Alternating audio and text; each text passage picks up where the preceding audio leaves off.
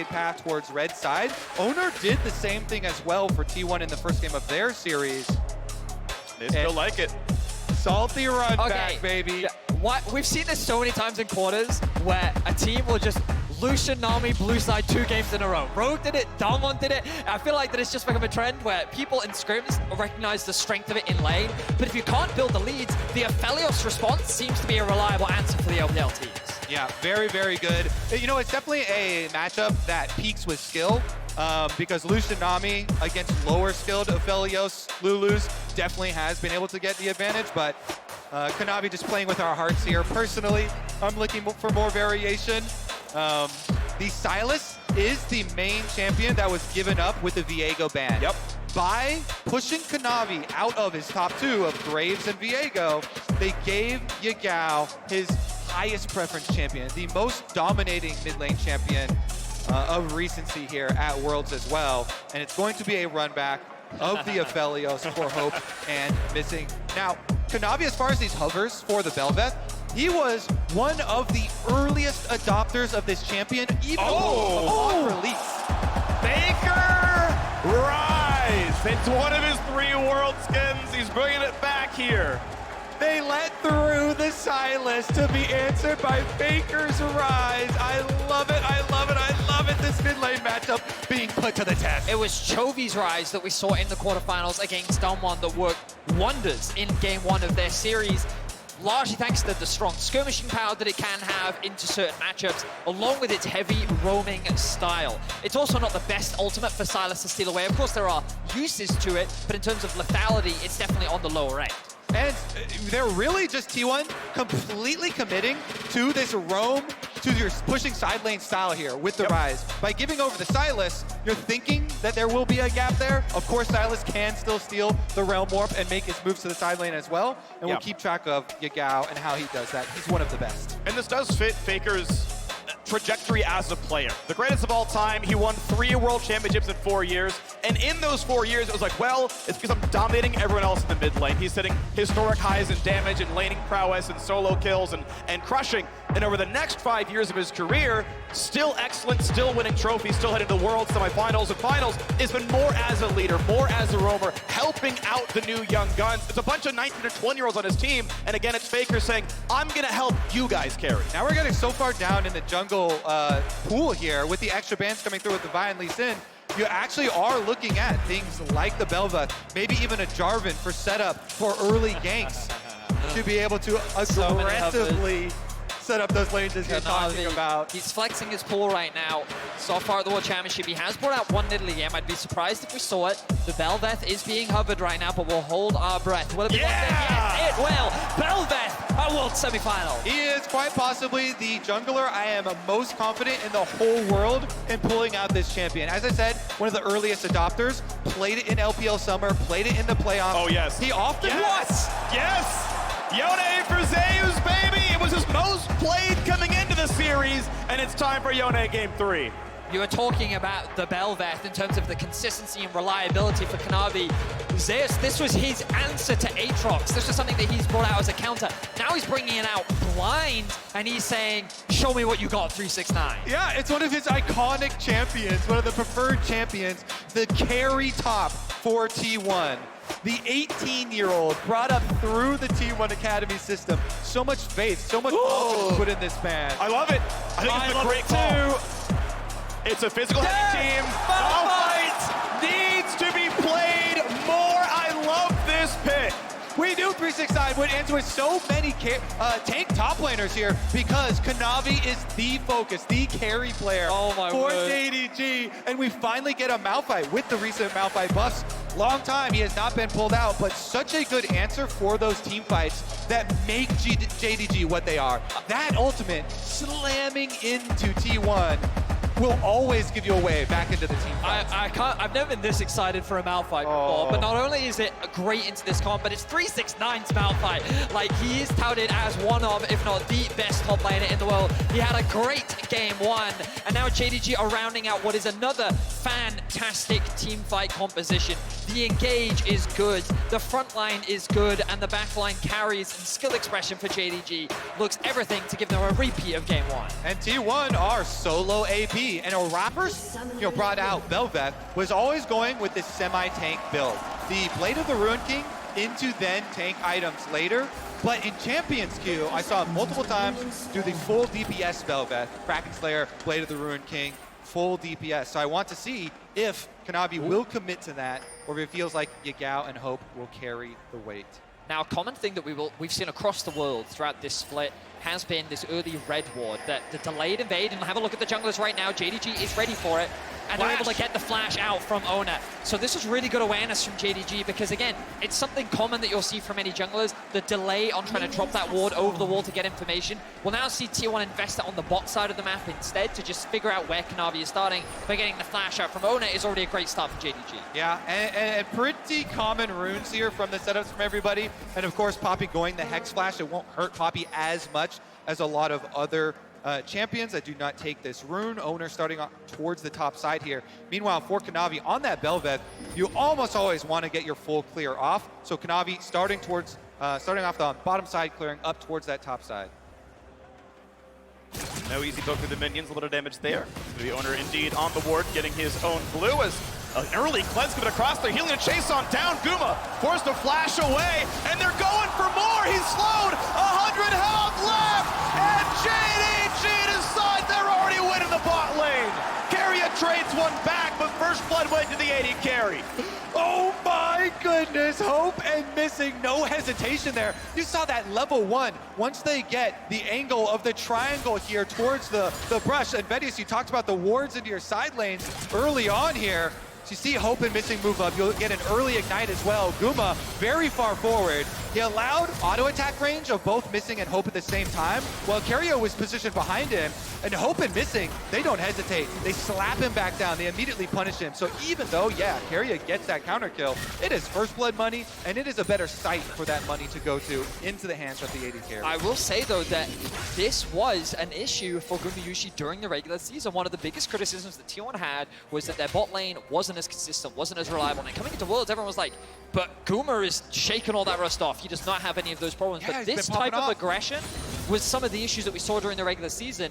And I feel like that he didn't need to be that aggressive at level 1. You can see the idea, but a big mechanical blunder from him on the individual level. Yeah, just the positioning here, Kanavi. Stun's gonna land on a fake. Here you got Oner coming around pretty soon, but no flash means it can't help for much. Able to actually stop with the steadfast, and now tackling to a minion, getting away as well. Beautifully done to live. Faker down his flash. He's not out yet though. Faker in enemy territory might have to execute to a tower. Yeah, it spots him, and he's gonna say, you know what, the XP isn't worth it. The mid lane wave means more. Faker will execute. Nothing changed to the scoreboard, but it means he's gonna be sitting there not getting farmed. Yeah, good little bodyguard moment for Oner coming through to peel for Faker and get him out of there, because you do not want Kanavi's BelVeth getting an early kill. They still burn the flashes though, so mid jungle 4T1, no flashes at all for them, and Kanavi feels like he can go for the grab. Does have smite available. Oh, played by Kanavi. An early smite from Oner is nowhere close to enough damage. 77 health left after the smite itself. So double crab for the JDG jungler. So one of the things I was going to talk about was the biggest difference between Game 1 and Game 2 is that Faker, it's easier for him to get push on the Ryze compared to on the Galio into the Talia. But again, we saw Yagao concede those early waves to set up for that level 3 gank. We didn't get to talk about it because of the early action bot line, but you've been highlighting it throughout the series, Kobe, and how Kanavi will consistently play through mid to unlock Yagao to burn those flashes so that he can then move around on the map. So now Faker's investment towards the bot side, ideally they look to stack up the wave, look to try and set up some sort of dive onto the bot, especially without any flashes, now becomes a lot harder. Well, as we watch ourselves go back into the jungle, make sure to grab your exclusive Very Nass's Much Wow emote from Prime Gaming by connecting your League account with your Prime account as well. Mid lane being attacked, pretty good damage out of Faker in the mid lane, Yagao being pushed around. Woo! It's a lot of damage. Lance. Of course, he does have the teleport, so he can likely just reset here. He hasn't actually spent any of his gold just yet.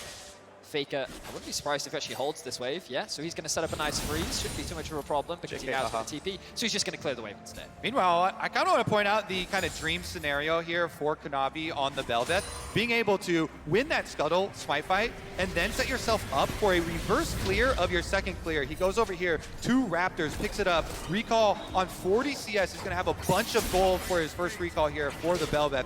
Trying to stay ahead of the curve is really, really big with this champion. champion, a true jungle carry champion that wants to snowball and is going to have higher priority on getting that Rift Herald. As you know, being able to get the Remora for the pushing, huge snowball opportunity for this champion has been quite a signature pick for JDG. It certainly has. We'll see how much he can do on the champion. The thing of the pickaxe coming back onto the map. Of course, talking about jungle, we also have to talk about top.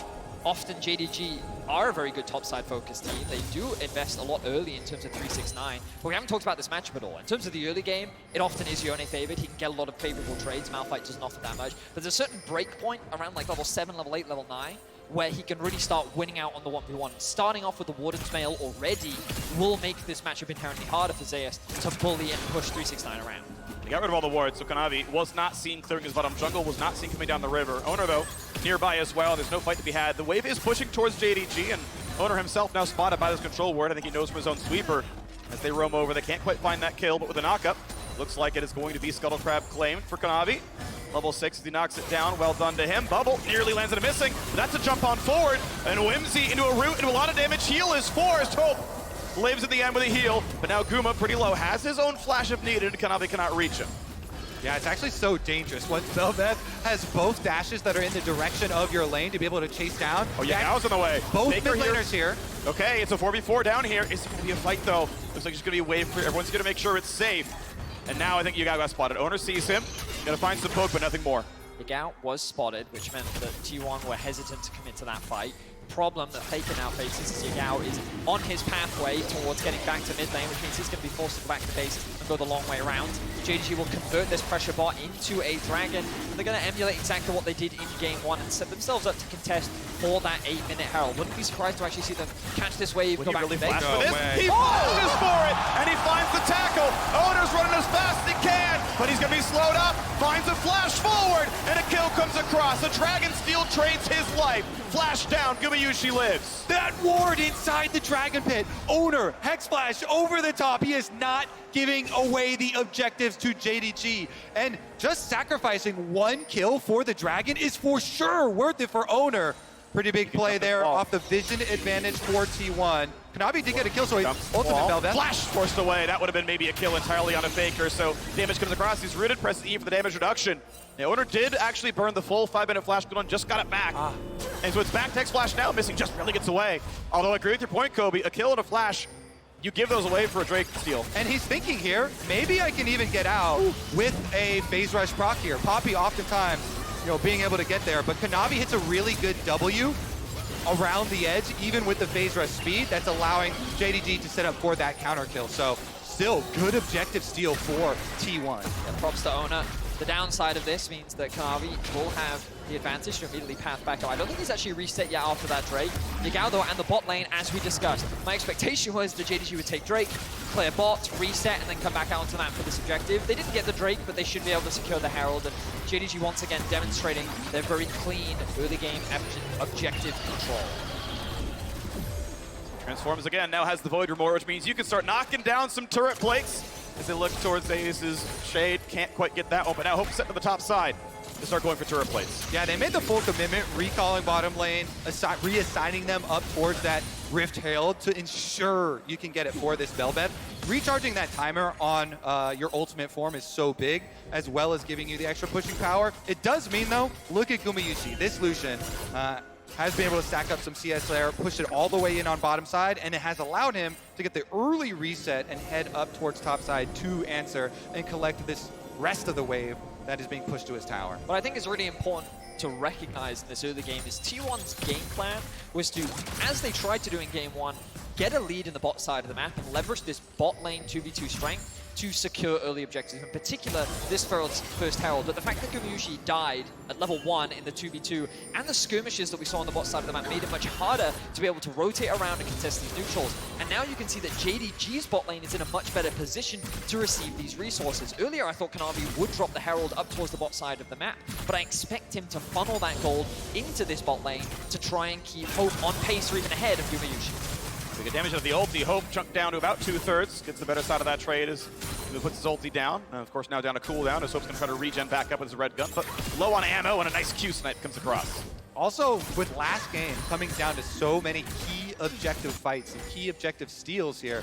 T1 getting the first dragon for themselves, setting them up for possible stacking as well is really big. I think JDG, after that first game as well, they're so used to people underestimating them. Yep. Even though they are the LPL champions, you know, in the LPL, they are one of the least popular LPL champions of all time. Does not have the huge fan base, has a lot of doubters, and still, yet, they are the LPL's last and only hope, and 369 is tanking them. Sidestep Zeus' first Q. Gotta find the knockup now on Oner as well. He'll stay alive. They go back in for the combo. Huge damage coming across, and he's gonna find the kill to 369. Triumphs back up the hill. A knockup onto the tower. Kanavi cannot finish the kill. Yagao's now on the way, walking through a ward. Will it be enough? Knows he can steal one of the ultis, but with the wave cleared away, I don't know if Kanavi can play for it anymore. Find an ult combo now onto Lulu as well. Guma getting chunked low to not keep fighting this one that was missing. Walks up, summoning heal forced out. Created now back onto Hope. Ignite is still up for missing. Keria can find his next bit of the combo, not just yet though. Here comes the dive, it's not gonna happen. And Yagao's locked up. Zeus finds another kill. 3-2 and T1 winning to the top lane. The top jungle of T1 comes out on top, getting the better of Kanavi and 369. They walk away with 2 kills. Oh, episode 1 of Top Lane God was so amazing. 369, he gets the victory in game number 1. But game number 2 here, the revenge of Zeus, gets the kill onto him as well as avoiding the tower dive there with the soul unbound. Beautiful play for him. And now, with 2 kills on this Yone, he can really show why T1 invests so much faith into all these top lane carries they pick for him. Huge, huge, huge skill peak for this champ. Take a look at this and the setup. You can see the investment of the ultimate from 369 was just too early. Kanavi wasn't close enough to be able to turn anything around, and Zeus didn't commit any of his abilities, which meant that the second Oner was close by and 369 oversteps, they're able to get that initial kill. At this point, though, JDG saying we can make the play. God. Great sidestep from Zeus, great flash away from the ultimate, the knock in the wall from Oner. Oh my god, and the knock-up again. Exquisite mechanics from the top jungle of T1. Float like a butterfly, sting like a god for Zeus. My god, you can't hit him with anything down there. Dodging 2 skill shots by movement and then flashing as well. Gentlemen, I think we're in for another close game. The gold is pretty much dead even. The Herald will be dropped, which means that the bot lane of JDG will find further advantages. Oh, Hope, though, takes a lot of damage. Of course, Zibba can't find the kill, goes to the wrong target, nearly dead. Gets the shield flash to safety. 369 would love the tower dive, but he doesn't have the target anymore. Keria, healthy enough at 400 HP, and the first Drake was stolen by Oner. JDG committed the resource. This one, they will actually get. Look at this ward. He's not letting it happen again. That just gave me flashbacks to the last one. They've got a ward over the back this time. They don't want to let anything go through. They brought 369 down to the bot lane. Meanwhile, Zeus is actually in mid. Kanavi may find a bit of a skirmish here, but looks like Zeus is just going to walk that one out as Kanavi picks up that wave. The most important thing about that bot side skirmish was the fact that while Gumayusi and Keria were struggling in the bot lane 2v2 and Hope was being funneled all this additional gold, now T1 have a very clear win condition. And sure, Yone's not going to be easy to play in the late game with the Malphite, but being accelerated is nothing but good for the T1 top side. For the top side itself now, Yagao and Kanavi want to group up this one, down a level, but will it matter? Faker running for his life, gonna do pretty well in this one. Next knockup could be found, and it'll stop the ulti. That is a long cooldown missing, and Kanavi back to his old ways with a kill. Kanavi eating up in the side lanes here. We were wondering, that was one of our big questions, who was going to be able to get priority. Jungle, quick attack, easy kill. And if you notice the placement of the other T1 members, nowhere else under pressure, nowhere else gained here. No momentum or answer from T1. Zeus can just shove in bottom lane, but it's fine for 369, easily able to soak it up and tank. Clearing the ways back and forth. A 10 CS lead for Zeus as we are on the way towards the Mythic on 369's side. Blue buff taken away by Oner. Faker TV's back into the top side to clear his own way. Up farm here as well. Obviously, Jungle has a big lead on the JDG side. See how that plays for, but a very close game. Tied in gold, tied in Drakes, and once again, we have the Cloud Rift on the way to a Cloud Soul. So in terms of where the gold is distributed, a lot of the gold advantage for JDG is actually in the jungle. You can see that Kanavi sitting at 112 CS, just slightly ahead of his own mid laner. This is pretty common for him. But as 369 secures that bot tower, and a lot of the gold is actually sitting in the hands of Gumayusi, who's not that far behind Hope, and of course in the top lane. As now Zeus looking for a bit of a skirmish. Nice sidestep there from 369. Just wants the wave at this point. Ryze coming down as well. Feels maybe a little unsafe 2v1. It was actually Yagao diving the tower. more, and he's just not tanky enough. 369 holds the aggro. Shut down goes over to Kanavi, and the counter pick pays dividends in the mid game. It's interesting because the counter from T1 is Rift Herald support push on top side, while Gumayusi he finishes the kill this time with the Gale Force. That is Hope dead. Missing could not give him enough support to keep him alive. Ulti actually held on. Wave comes around. 2v3 could be enough. Oner knows he can stop. Goes for the flash stun. Will it be enough? Needs to press E for damage reduction. That means he will live. This is now 3 times in a row. Oner goes for a flash. Might find himself dead. Just barely Kanavi gets out. Wow, huge respect to Gumayusi. Even though he blundered a little bit in the early laning phase, you can see he's coming back with a vengeance. Once again, looking to be the main carry of T1 as Faker corner sideline. No ulti for 369, which means Faker's going to feel safe. Spellbook's another ghost over and able to walk out. Once again, T1 reclaim control of the gold lead. It's a constant back and forth between these two teams as they find picks across the board. JDG with their pick on the Zeus on the bot side of the map. Meanwhile, Gumayusi finding a massive kill onto Hope in the mid lane. They couldn't quite convert it into the mid tier 1, but now already both teams are looking for the next dragon spawning in about a minute and a half. I think we're about to see the moment that JDG have been waiting for, when they have the teleport ready for 369 and be able to get him into one of these team fights off a teleport ward, and boom, Malphite ultimate. He's been soaking up pressure this whole game, waiting for the big moment where he gets to win the team fight for his team. And T1, can they stop it? They must sweep through and clear out this vision so that they don't get surprised. Faker coming to join the rest of the team here on the Ryze. He's got Realm Warp available, so he could go top lane and soak it up and still be within range. 369 shouldn't have been seen, could look for an ult. He has his own flash as well, but not going to go for a tower dive. T1 still feeling safe in this one as the bot wave is pushed in. Zeus does not stay for any longer. As Malphite was on his way down, could have been roamed upon. Yagao could TP. Honestly, it looks like he's going to commit to it. He got both towers with that Rift Herald push that we talked about last time. So there's a long open lane here, but no wards set up to support it. And really, they're just thinking about trading this bottom side dragon that is going to pull JDG's attention. Yeah, T1 have set up for this Drake very nicely. Faker getting that deep push, as you highlighted, Kobe, along with the mid flash in. Over the wall, Hex flash into a stun. But kind of able to jump back away, has help as Lulu in the end, and they're going to kill off that ward he was on. These two wards, control wards behind the dragon, possible angles for Yagao or 369 to force the fight on T1, and this Deep TP flank. Here They're they both come. coming. All right, is it going to be enough? It's a bit of a 5-on-5, but right now, Zeus far enough away. They don't pull the trigger. Double TP is in, though, for Drake control. These might be where he wants to be on the side, but actually goes to rejoin his team. Kanavi going to set up on this Drake. Has him building towards tank, has the Aegis to keep him a bit tankier, and they're going to try to burn down this Drake with his Ruin King for healing. So keep your eyes on Yagao in this fight. His ultimate's going to be crucial. Idle wave catches just one. It's not going to be crucial, not going to be relevant there. Going to get the reset there on Oner's ulti now as well. Level 10 on the Poppy. Smite up on both. Can they zone out the Smite steal? It's only Hex Flash. They can spot him on the way in. Oh, the double knockup. They're going to find a team fight. Gumayusi nearly dead. Yagao on the chase, but he can't kill it. Just the Drake. T180 carry lives. The engage is good from JDG, but T1 walk away with their lives. You can see the threat of the Wombo combo. 369 lands an engage onto 2, but then the Lulu follow-up actually hits onto 3, which almost completely wipes the backline of T1 off the face of the rift before the fight even starts. This series is a war between these two teams. Every single objective, another battle. As you pointed out, big engage there from JDG, and Yagao even flashing over to try and finish off that kill with the chains onto Gumayusi. Even though they don't get it though, they get the dragon. They continue their stacking for the side of JDG. Both teams not giving an inch in any of these fights. But imagine if Oner hadn't gotten that clutch steal on the first Drake. JDG would be on Soul Point, and Zeus probably needs to be on 3 items where he's a huge threat. Otherwise he gets stopped up by Malphite. Decent damage towards Keria. Not gonna matter too much, although 369 obviously pretty much impervious to the current team of T1. And we're about to see this mid game. This is why we got so excited for this Malphite pick. It's not for the lane phase. Correct, yeah. It is for these mid game fights here. And 369 is a monster now with both Crossfire and the attack speed AoE reduction of that Frozen Heart done.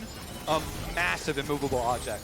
The big thing as well is 369 committed his flash earlier, but he traded it for Gumayusi's Oner once again with a really good stun into the wall. Uh-oh, Zeus coming, which means it's Sylas run away as fast as they can. 369 might need to ult to stay alive. How long he's going to wait for it? Finds his first knockup, but is it going to be enough? He'll fall to Gumayusi. Tidal wave stolen means almost nothing, and JDG this time do not find their team fight win.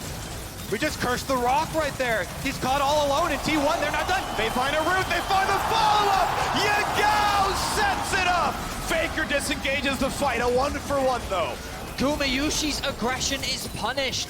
He tries to commit onto the kill for Yagao, but he oversteps one step too much, and JDG are there to punish him. A quick kill means that it ends up being a 1-for-1 exchange. Many times are we going to see this Lucian, the furthest one forward on the T1 team, Vedius. My goodness, these teams going blow for blow. It's a short-range champ. Gumayusi has to be very careful with his positioning, and often his aggression can pay off. A champion like Lucian gives him so much individual agency in a team fight. But in a situation like that, where he's tunneling onto a single target, he ends up getting punished. Let's look back. And let's look. It is all about this flank from Zeus. Zeus comes up the river, and 369 sectioned away from the rest of his team.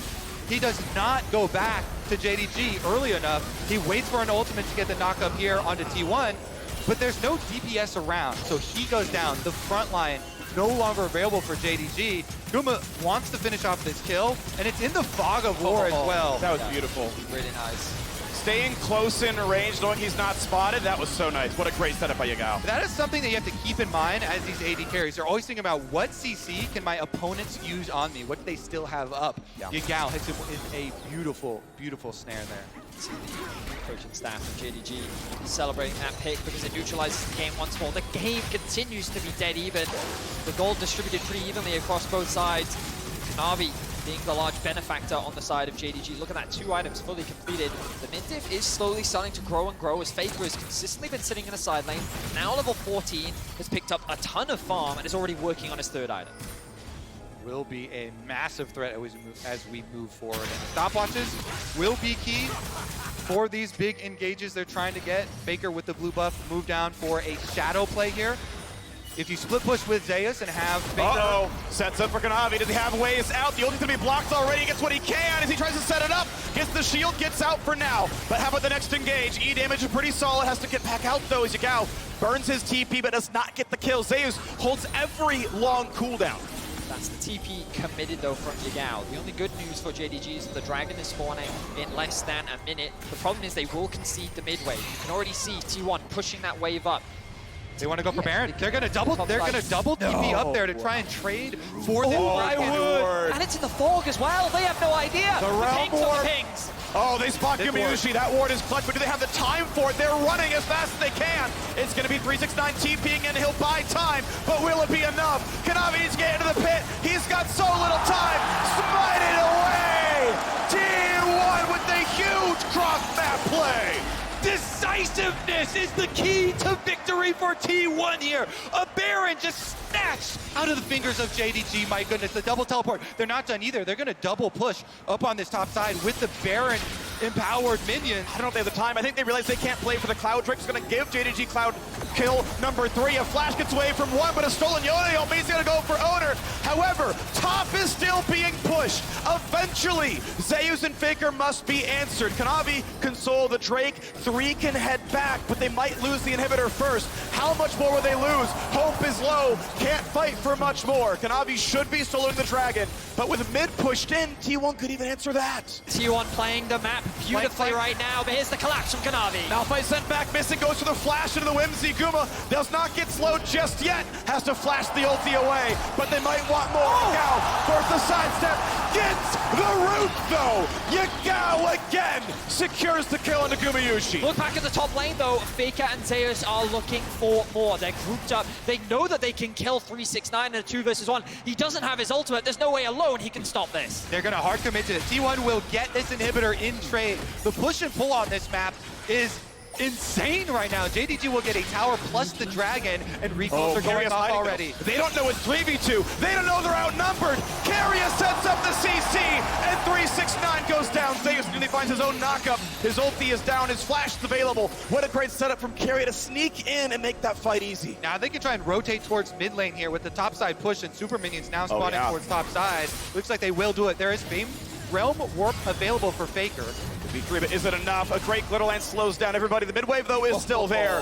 Red Bull Baron Power Play going to be at 1,000 gold, but also down that dragon. It is once again Cloud Soul point for JDG. Let's just take stock of what T1 just did on the map.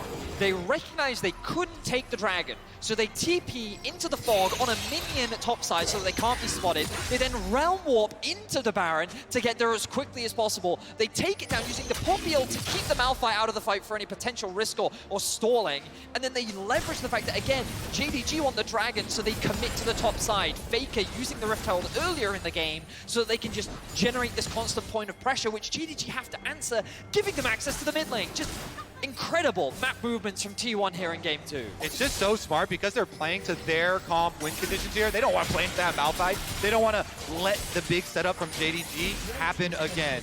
The 369 plus missing, double ultimates, double knockups could be devastating. And so T1 have gotten themselves the map advantage that you're talking about. Now with Supers on top side, pushing here through the bottom side with the remnants of that Baron. Uh-oh. Hope's gonna take so much damage. Blast away. Gale Force ulti. It is the second time in a row. Guma finds that one. In the bot side is a fight though. Faker attack, but tanky for a while.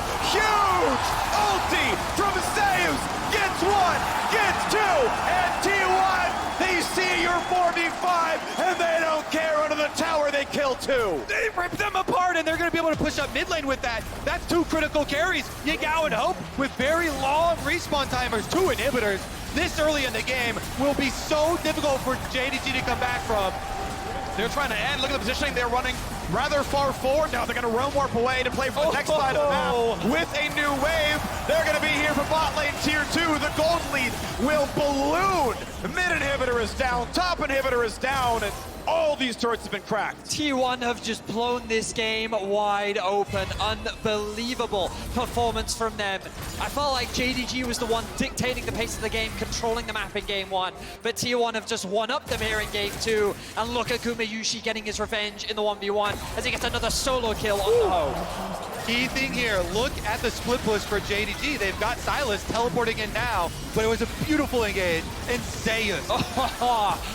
So it's the reason why his Yone is so feared. Sets it up for the team, doesn't hesitate, doesn't care if you're a tank, immediately engages, wraps up JDG with those extra kills. T1 pushed forward so quickly. And that Zonya's from Faker. 10 years in the game, reflexes like Zeus. Unbelievable performance. T1 now in firm control of game 2. Honestly, I think the critical factor here has been the speed that T1 are throwing these questions at JDG. It is like a rapid fire test. 1 second to answer each move. Boom, they go to Baron. They burn it down. If you're slow on this, they get the Baron empowered recalls. They double commit to the push on the top side. They get the inhibitor. They consistently are forcing you into macro decisions, and there's no time to respawn. And so much of the credit needs to be given to the T1 solo laners, Zeus and Faker. They have been running rampant on the side lanes. Their map play has been exquisite, and now they find themselves Zeus level 16, Faker level 16,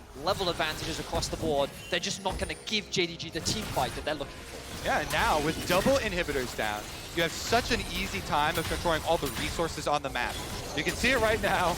They've completely wiped both jungles here of any resources for JDG to take, and if they litter the pathways through the jungle, all they have to do is retreat to Dragon, stop this Dragon Soul stacking, and JDG kind of forced to clean up all of these minions inside their base. They cannot afford to leave lest you get split pushed to death. So the farm continues. We are on 3 items here. Yeah, Hope has himself a Guardian Angel. Baron is up right now, and you can see T1 on the way over. They don't care about Cloud Souls at all. They want to give up another one in exchange for the Baron. Guma trying to buy them some time. This is merely trying to push JDG away from the Baron while the rest of the team can burn it. Clean. You have an IE and a Zeal on Zeus. He's going to be fine to burn down this Baron. There's the vision gain. Will it be enough? Guma not hit by almost anything. Kanavi does not land the CC. So look at a mid-wave. 369 is here, but Baron is certain to be claimed. Now the question is map control, because you know their eyes are set on Dragon Soul. Good damage on a missing, got a half HP. That was a lot of damage already onto the support, but look, T1 don't care. They didn't care in game 1. They have their eyes set on the Nexus, and JDG recognize it. But T1 having control over the mid-wave, it is they who have the push, and guess what they can do with it? They can force JDG to back off and move to the Drake. T1 just get everything and then more. T1 just got Baron, and JDG got 2 mid minion waves for it. Just really, really high pressure there, and Gumayusi. Oh, he's gonna spot him. Ulti, only gonna catch in the champion, which means they can land the CC combo, and they can find this kill on a Zeus. Now, will it be enough to do anything else, though, because the Drake is certainly to be claimed by T1. Yep, your life is payment for stopping the Dragon Soul stacking here. T1, they actually made a lot out of those double inhibitors of being down. Oh, yeah. What a fun game. Wow, I'm just so impressed with T1. I felt like coming into game 2, after what we saw from JDG in game 1, was that JDG just have a really good understanding of how to play the map, and then T1 completely usurped my expectations, and the way they've been playing these side lanes is just a joy to behold. We have 2 incredible teams competing right now. Specifically, Gumayusi has been playing on the edge with this yeah. Lucian. We criticize him when he gets hit with Yagao's Everfrost twice. Yagao, amazing play from him to be able to snipe him and the Fog of War play, but it's also Guma playing on the edge that has consistently killed Hope with the ultimate plus the Gale Force usage. Oh, stealing away, Colin, gonna be some decent damage. A couple of recalls already came through, and 369 is on the flank. Keria could be 1 kill, but they want more than that one. The flash forward, Shades won't land. Keria will drop, but not gonna go for the ulti. On to Guma. It's Zeus who matters. They find the first one, they find the slow. The base is being attacked. Kanavi is there to defend it, and Figur's gonna get away, but that means he can reinforce the team fight. Looking for the kill onto Zeus, missing, running for his life. Oner gonna set up for another as Guma has already gotten a double kill. And Oner's gonna set up the third. That will be a kill onto missing. And now it's T1 against just 2. 4v2 in the base, minions and a Baron flooding it as well. 20 gold bonus on the power play, and now going for the Nexus turrets. T1 looking to tie up this series, and Kanavi tries to bait the CC, burns the stopwatch, flashes in, finds what damage he can, and buys a bit of time, because guess what? The LCK Hero Worlds are stopped by inhibitors, and T1 will not find the game just yet. Wow, T1 can't actually end because the inhibitor will in fact come back out onto the map. But what a crazy fight we just saw. JDG was setting up for the flank. They were looking to try and catch T1 in their recalls. But T1 again play it so well. They create 2 points of pressure. They force JDG to split apart. And the second that they are, Faker's Realm Warp collapses onto the team and creates a numbers advantage. This is how you play a split push comp. This is how you play against a team fight. Great execution once again from T1. Exactly, and look how quick they answer. Teleport from 369 comes in. They want the team fight, but T1 say, we don't want the team fight. We want to pressure your Nexus. So with the teleport into the base from Faker, he forces the answer from JDG. They have to teleport out Yagao, meanwhile allowing the interrupt here, Zeus. Oh my word. Zeus. He interrupts the teleport. He basically kills 2, sets up the double for Gumayusi. T1 just pulling JDG across the map, making use of their big advantage. Now Faker, though, on the run. Jumping in by himself. Hope's going to be moving pretty fast. He'll be rooted in place, though, but the damage might not be enough. Whimsy does not find the slow afterwards. Kanavi is going back to base. Hope is looking to get that kill on the Faker, but he's just buying time for his team as much as possible. The ultimate from Oner. Yep, Kanavi's going to find that first kill. He's going to transform, but actually the shutdown goes through. 369 finds his engage, but cannot kill Keria. However, not going to be in threat much himself. Yagao doesn't find the root, burns Azonias. In comes Zeus, knocks down Missing, and there's the rest from Oner. Gets the second. Hope going to lose the Guardian Angel, but how about the rest? As everyone's starting to fall, Kanavi is left alone, but you can't do it by yourself. You need a team, and T1 will tie up the scoreline 1-1 in the semifinals. Gumayusi gets hit with 2 Everfrost early in the game, dies both times, but dodges the game-winning 3rd Everfrost. They force these Zonias, they kill Yagao. Him and Zeus destroy that last fight. What magnificent stuff from those 2 players on T1. Back-to-back huge carry performances. I think you summed it up really well, Kobe, in that Gumayusi, that level of aggression has lows, but the highs are incredible. The way in which he navigated those team fights, the way he consistently shut down Hope 1v1 in the mid lane twice throughout this game was a joy to see, along with Faker and Zeus just dancing around the JDG team. When you play on a knife's edge, sometimes you get cut. But Gumayusi made it so worth. I'm having so much fun watching these games with you right now. Amazing series, and we even it up Couldn't ask for anything more. Yeah, huge out of T1 so far. A ton of homegrown talent for those